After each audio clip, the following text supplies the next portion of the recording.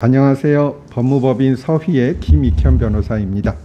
지난번에 김도연 변호사님 소개해드렸는데 오늘은 김혜라 변호사님 소개해드리겠습니다.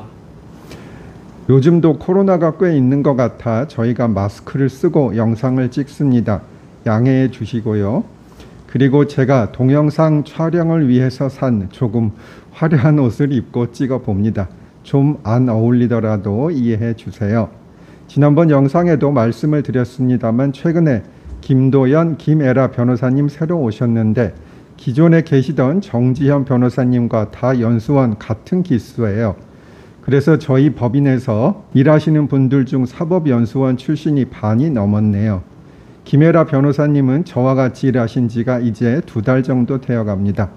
김애라 변호사님 인사하시지요. 네, 안녕하세요. 김혜라 변호사입니다. 저는 법무법인 서휘에서 김익현 대표 변호사님과 같이 일하고 있습니다. 저는 이화여자대학교 법학과를 졸업하고 2016년에 58회 사법시험에 합격했습니다. 그리고 2019년에 사법연수원을 48기로 수료하고 지금까지 6년차 변호사로 일하고 있습니다. 저도 소년등과 했지만 김애라 변호사님 6년 차이신데 시험을 빨리 붙으셔서 MZ세대세요. 그래서 처음에는 MZ세대의 단점이 있으면 어떡하나 걱정했었는데 전혀 아니시고요. 그 반대예요. 정말 의뢰인 마음 잘 이해하시고 응대도 잘 해주십니다. 가끔 의뢰인 분께서 주말에도 연락을 하시는 경우가 있는데 김 변호사님께서 주말에 먼저 전화하셔서 챙겨주기도 하시더라고요. 그렇다고 주말에 당연히 전화받아 달라고 요구하시는 것은 안 됩니다. 제가 신변을 지향하고 있는 것은 많은 분들이 아실 텐데요. 김 변호사님도 신변의 자격이 충분하다고 보입니다. 그리고 나이가 젊으시기 때문에 인물도 원래 좋으시지만 그 젊음 자체로도 예쁘다는 생각이 들더라고요. 변호사님이 서휘에 오셔서 주로 하고 계시는 사건을 설명해 주실 수 있나요? 서휘에서는 특별히 분야를 가리지 않고 다양하게 하고 있습니다. 최근에는 대표 변호사님과 함께 가사 사건을 많이 하고 있습니다. 대표님께서 가사 전문 법관 출신이셔서 저희 소속 변호사들에게 따로 시간을 내어 강의도 해주신 덕분에 이제 가사 사건도 자신 있습니다. 대한변호사협회에서 취득하는 가사 전문 변호사 자격도 곧 취득할 예정입니다. 이 강의에서는 꼭 가사 사건뿐만 아니라 대표님이 30여 년 가까이 판사 및 부장 판사를 하시고 또 변호사를 하시는 동안 알게 된 노하우를 많이 알려주셔서 몇 시간 정도의 강의였지만 배운 것이 상당히 많았습니다.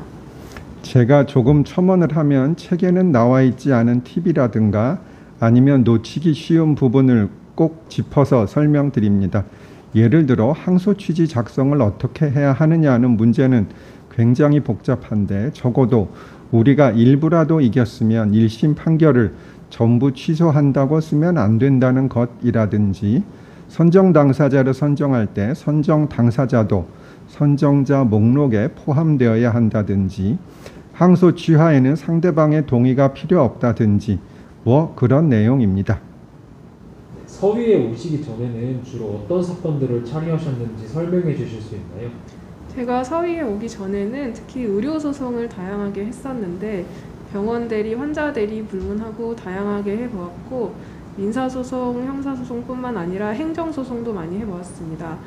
소송뿐만 아니고 자문도 다양하게 했었는데요. 영업 비밀이기 때문에 자세히는 말씀드릴 수가 없지만 대형 병원이나 공공기관 자문을 많이 했었습니다. 김 변호사님 사법시험 보실 때는 몇 명이나 뽑았나요? 58회 사법시험 최종 합격자가 109명이었고 사법연수원 48기 수료자는 유예생을 포함해서 조금 더 많았던 걸로 기억을 합니다. 참 제가 합격했을 때는 거의 막내였는데요. 김 변호사님도 거의 막내셨지요? 네, 제가 사법연수원을 다닐 때에는 한 조에 약 20명씩 한 반에 A, B, C조가 있었고 총 2반이 있었는데요. 제가 저희 조에서 제일 어렸고 저희 반에서도 한참 막내 라인이었습니다. 최근에 김도연 변호사님과 함께 서휘에 새로 오셨는데 서휘에 오시게 된 계기가 있나요? 사실 제가 서위에 오기 전부터 유튜브를 통해서 대표님을 알고 있었습니다. 대표님 유튜브를 구독하면서 대표님께서 부장판사 출신일 뿐만 아니라 가사 소년 전문법관 1기셔서 가사나 소년 사건에 대해서는 정말 국내 1인자라고 생각했었고, 대표님께서 유튜브에 법률 지식뿐만 아니라 생활 상식이나 사회적으로 이슈가 되는 사안에 대해서 의견을 올리시는 걸 보면서 대표님의 인품에 반해서 대표님과 함께 일하고 싶다는 생각을 계속 하고 있었습니다. 그러던 중에 서위에서 새로 변호사를 채용한다는 소식을 듣게 되어서 바로 지원을 하였고, 면접 때 대표님을 실제로 뵙고 나니 정말로 꼭 서위에서 일하고 싶다는 생각이 들더라고요. 다행히 대표님께서도 저를 마음에 들어 하신 덕분에 이렇게 서위에서 일하게 되었습니다. 이 자리를 빌어 다시 한번 감사한다는 인사드립니다. 처음 듣는 얘기인데 너무 감사하네요. 그리고 제 유튜브를 원래 구독하고 계셨군요. 저는 지금 처음 듣는 얘기예요.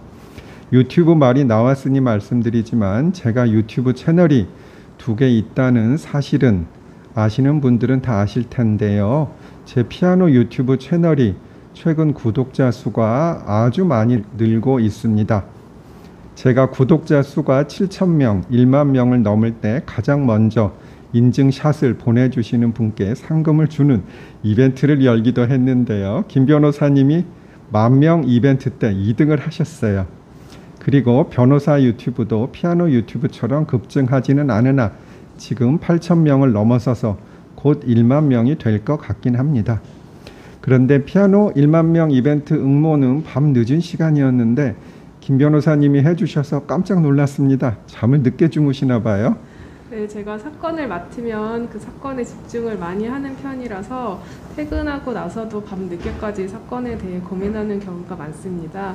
그날도 어떻게 하면 의뢰인께 가장 좋은 방향으로 사건을 진행할 수 있을까 고민하다가 밤이 많이 늦었었는데, 대표님 이벤트가 생각나서 유튜브에 들어갔더니 마침 구독자 수가 1만 명이 되어 있어서 응모했습니다.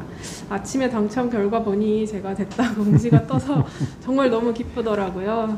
1만 명 넘은 지 일주일도 되지 않아 최근에 15,000명이 넘었고 15,000명 이벤트도 도전했었는데 경쟁자들이 너무 치열해서 순위에 들지 못했습니다. 대표님 곧 실버 버튼도 받을 수 있지 않을까 기대하고 있습니다.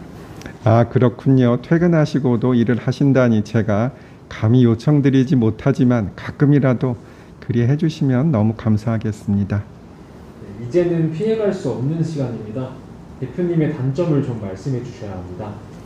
대표님의 단점은 단점이 없다는 점입니다. 굳이 말씀을 드리자면 대표님께서는 판사 출신, 즉 문과생이신데도 이과적으로 뛰어나십니다. 그래서 일부 항소를 하는 경우 항소 취지를 쓰는 것이 조금 까다로운데 대표님께서는 암산으로 엄청 빨리 계산하셔서 항소 취지 이렇게 쓰면 된다고 먼저 알려주시기도 합니다.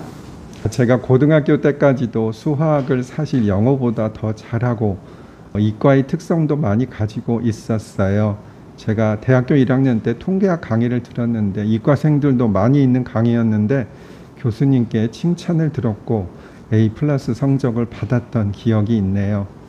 그리고 지금도 기억이 나는 게 초등학교 때 선생님이 확률에 대해서 잘못된 말씀을 하셔서 선생님 불편하실까 다른 의견을 드리지는 않았지만 속으로는 알고 있었던 게 지금까지 기억이 나네요. 한번 말씀드려 볼게요. 동전을 2개 던지면 경우의 수는 1 모두 앞면, 2 모두 뒷면, 3 한 개는 앞면, 한 개는 뒷면의 3가지 경우가 있는데 각각의 확률은 어떻게 될까요? 그때 선생님은 모두 3분의 1이라 하셨는데요. 이것은 틀린 답이거든요. 아시는 분은 댓글에 정답 써주시면 첫 번째 맞추시는 분 제가 상금이라도 약간 드릴게요. 지난번 김도현 변호사님과 같이 김 변호사님도 대표님 단점을 말씀하지 않고 계신데요. 꼭 단점을 말씀해 주세요. 굳이 말씀드리자면 대표님께서 카톡을 최대한 빠르게 답변드리기 위해서 음성인식 기능을 사용하시는데요. 음성인식 기술이 아직 완전하지 않다 보니 인식 과정에서 오류로 재밌는 오타들이 나는 경우가 종종 있습니다. 제가 지금 기억나는 재밌는 오타는 제 이름을 잘못 인식했던 경우인데요. 라 변호사라고 말씀하셨던 것 같은데 라비올리라는 맛있는 이름으로 불렸던 적이 있고요. 또 한 번은 라벤더라는 향긋한 이름으로도 불려본 적이 있네요. 라비올리와 라벤더 사진 잠시 올려드릴게요. 즐거운 기억으로 남아 있습니다. 빠르게 소통하기 위해서 음성 인식을 사용하시다 보니 오류가 나는 경우가 있고요. 저희 대표님이 일부러 오타를 내시는 게 아니니 의뢰인분들께서는 그 부분 양해를 해주시면 좋을 것 같습니다. 제가 음성 인식으로 입력을 자주 하는데 오자가 자주 나서 이렇게 웃지 못할 일들이 종종 생기네요. 의뢰인들께서도 너그러이 이해해 주셨으면 좋겠습니다. 우리 변호사님들이나 직원들은 제가 음성 인식으로 이상하게 표현을 해도 찰떡같이 알아듣습니다. 제 차 운전을 도와주는 직원이 있는데요. 제가 가끔 차를 아주 좁은 곳에 주차하면 다음날 아침에 차를 조심해서 빼야 하거든요. 그래서 제가 차 뺄 때 밀어 조심하세요 라고 하면 음성인식 이놈은 차 뺄 때 밀어 조심하세요 라고 인식을 합니다. 그래도 우리 직원은 잘 알아듣고 있지요. 오랜 시간 시청해 주셔서 감사합니다. 지금까지 해왔듯이 앞으로도 의뢰인들을 위해서 애쓰는 법무법인 서휘가 되도록 하겠습니다. 감사합니다.